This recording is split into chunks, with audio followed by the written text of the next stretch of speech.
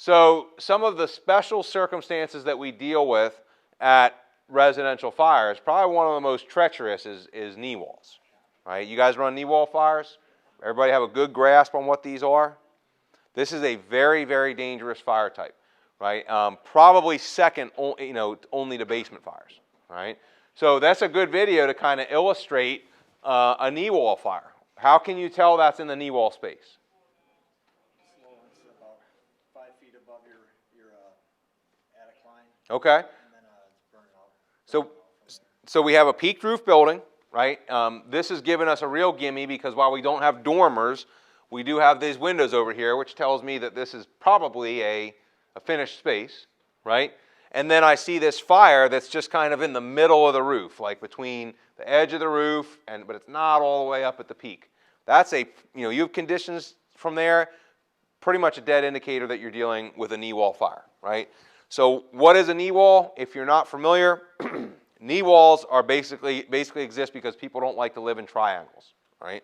So you don't go into these houses and like, oh, I'm in this triangle space. Let me walk to the corner of the room, right? Like they wall it off somewhere, and then this becomes storage space, empty space, utility space, or something like that, right? So characteristic is definitely going to be your peaked roof building. If you may or may not have dormers on the front of them, but here's basically what you've got going on inside.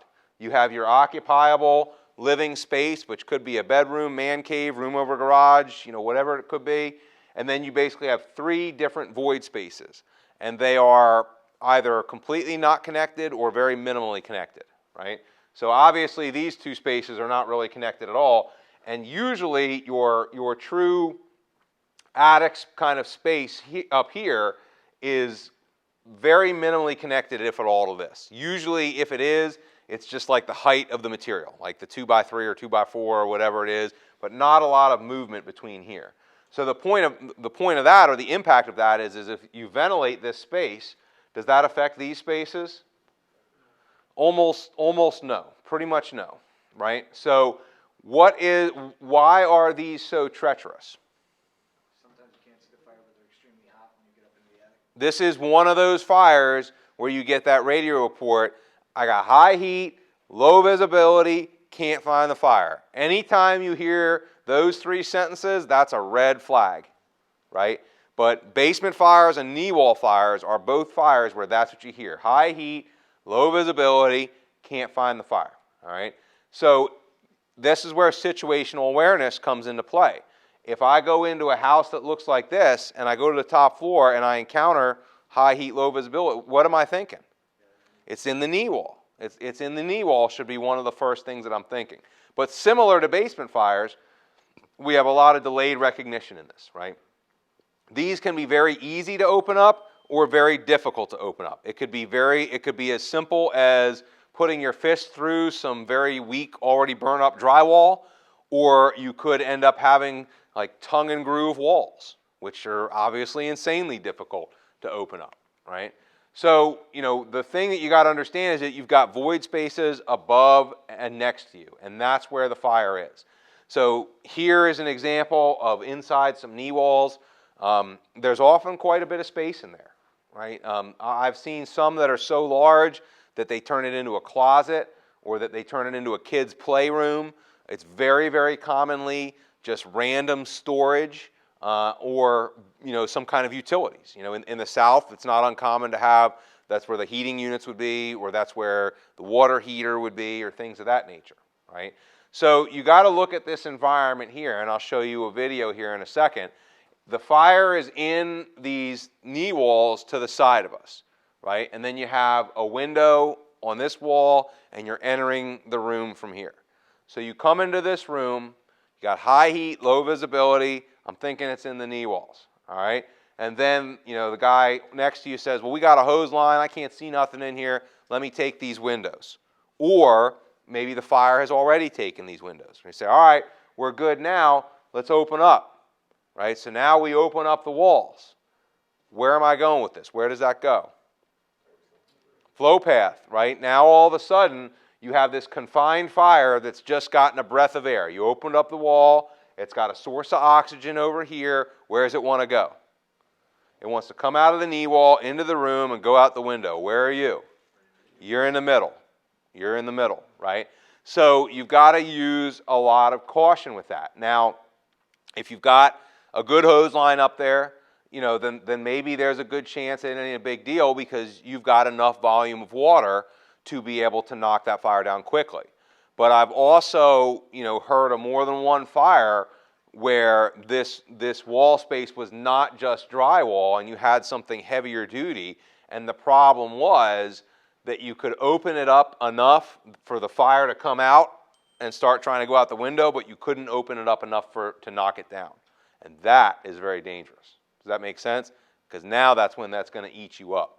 So what is something in that scenario that we might consider? We do a peak to soffit ventilation cut for the rotary. There you go. And then the other one is, a lot of times your stair opening is going to be partially open. The knee wall is going to start to your right or left. Just start poking a little hole to that right side. Off the stairway? Yeah, and start holding the stairway to start out with, and then start working your way. That's a great tactic. Is if you can poke from the stairway and just get some water into that space, or ventilate from the outside, right? So if we go back and we talk about ventilating from the outside, whether you go from peak to soffit, that's a good cut, right?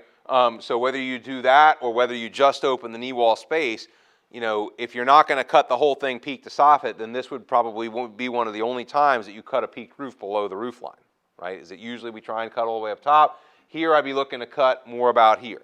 And if you do want to vent just the knee wall space, then usually if it's got dormers, those are kind of a gimme, because I would look at like where the dormer attaches to the house, come down like a foot or two, and if there's multiple dormers, cut in the middle of them. You know what I mean? Be careful not to bury your 20-inch saw blade all the way in there. You know what I'm saying? There are other people on the other side of that. But now what's going to happen if you do that? If you do that and it needed to be done, the result is going to be what? You're going to have fire blowing out of that, right? From the command perspective, we should expect that. That's vent point ignition, and that's what I want to see. Because if the fire is blowing out of the knee wall space, where is it not going? It's not blowing into the room. You know what I'm saying? And that makes those conditions a lot more tenable for our people, right? Usually this is associated with very tight spaces. You might not know, but that's my boss, and he is short. So I guess if you knew that, you'd realize this is significant, because if he's having trouble fitting, it's a little place, right? So, but often the top floors of these places are pretty tight, just structurally, and often a lot of debris and stuff. Sir? How likely are you to find flooring on the knee wall space? So in the knee wall space, would there be flooring? It's probably not going to have been installed by the builder. I mean, I can't speak to everybody that builds houses, but that would be something where the homeowner would, put something over there in order to make that storage. Likely to be fire stops where the knee wall meets the roof? Not in my experience. But in my experience, that space is very narrow, where it kind of transitions from the knee wall to the attic space, and literally inside of it is just the height of whatever the rafter is. But usually I have not seen installed fire stops in that. I will say, to tell if it's going to be floored, a lot of times if they're using it for storage, they'll put a little door. Come up the stairs, if you look to your right or left and you see a little crawl space door, it's probably finished. Yeah. Keep all your stuff. Yeah. Now, one place where you might be able to get those, if you're trying to get it from below, the further you go to the edges, the less likely it's going to be floored. You get what I'm saying? Like if you go, this isn't a great example, but if you were able to go like right here on the floor below, that is less likely that the flooring made it all the way to the corner. You get what I'm saying? And it might be able to get you a little bit of water. And that's an option, right? There's options here where we might be able to pull some soffit from the outside and get some water up in there. And then there's options where I can go to the first floor, poke a hole like in the corners, and try and get up in there also. So we're talking about like the homeowner doing this remodel. Are you familiar with the codes? Are they able to do that, or like current codes? In terms of what do they want to? Leaving the knee walls unprotected, making a knee wall. So I'm a builder. I can make a knee wall without. They do it all the time. I would say almost every house in the South has these. Okay. Yeah, like this is like my house was built in 2007, and it is knee wall city up there. You know, room over garage, and I do all the things I've talked about. I got the plywood over the floors. All my Christmas trees are in there. You know what I'm saying? So I do all the things. Just elaborate on that, guys. Yes, I would expect that because the building code is going to say that if they want to occupy that they can't. There's a measurement for average ceiling height. The further that gets out there, that penalizes them for being able to occupy those spaces. So yes, the building code is going to say put those knee walls in, and I'm closer to complying with the code from a head height issue. Okay. So it is very common. We will have a lot of this, especially anything built in the 50s and 60s. Yeah, the buildings that you guys have, I mean, I'd expect this is in like almost every building I've seen driving around here. So we talk about the stairs. We talk about keep the stairs clear there, right? It's a lot of limited egress. You might not look at this from the outside and say this is a knee wall space, but there were 2 full-size bedrooms and a bathroom on the top floor of this, right? And of course the hallways that connect them. And the stairs were in the middle of the house. And I mean, what don't you see on here that you're used to seeing on these? Dormers, right? You know, not all knee wall spaces, not all half stories are going to have dormers. If you're paying attention, you see the window over here on the side. But if it's nighttime, you know, and there's smoke pushing out, might you miss that? Sure thing, right? But you know, the key when you think about this is how many ways in and out of this are there? Huh, not many, right? You know, not many. So I'm going to show you a video here in a second. But if you come up the stairs here and you end up in this hallway in this bedroom here, well, there's no way out other than to go back the way you came or to go out that window. And if fire is between you and that window's out, right? And so you can see how easy you could get jammed up and trapped in there, especially if somebody's not keeping the stairs clear. Guys, get off the stairs. Go all the way up or come back down. Chief, we can't go nowhere, Chief. Who's in front of you?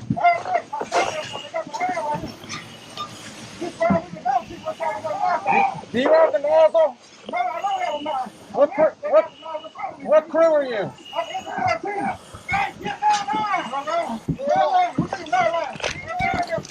Rescue 3, Division 1.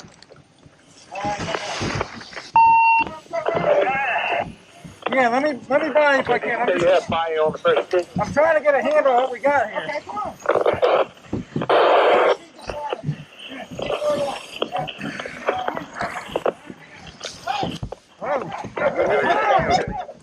Back down the stairs. Back down the stairs. Back down. Get off the stairs. Everybody off the stairs. Hey.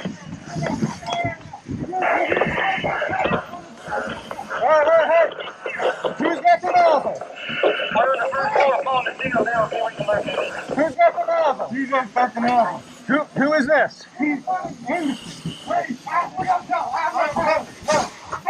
get the fuck out. No pressure on the fucking line. Okay. You got the pipe. Get the pipe right here. Get in a safe position, and I will get you some water. Yeah, I got you.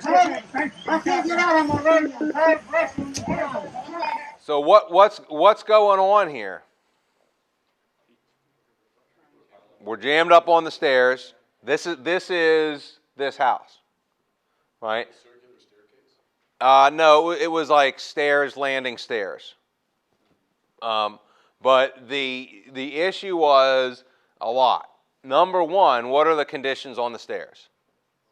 Low visibility, right? What is that telling you? Is fire just in this knee wall space? No, or in the second floor? No, right?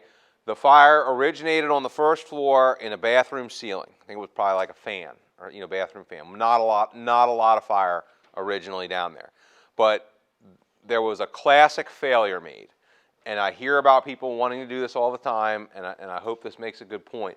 Is that what they did is they took a line to the first floor, put out a little bit of fire, that they saw, and then did what? Repositioned their line upstairs. And almost every time you hear about something like that happening, there's a predictable outcome is what? the fire ignites below you again, right? So I would not advocate moving the line from the first floor to the second floor when you have fire on the first floor, because that's how you're going to get cut off. Now, could you say, well, I'm going to move that line and I'm going to quickly bring another line in behind it to stay on the first floor? I guess you could do that.